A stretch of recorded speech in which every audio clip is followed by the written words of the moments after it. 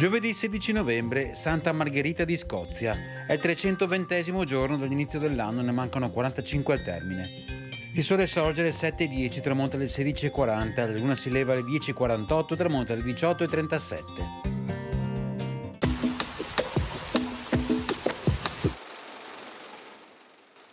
Incursione aerea austriaca su Nervesa, in seguito chiamata Nervesa della Battaglia per i fatti d'arme che vi si svolsero. Alcune bombe, cadute su Villa Berti, distruggono gli affreschi allegorici che la decoravano, opera di Giambattista Tiepolo.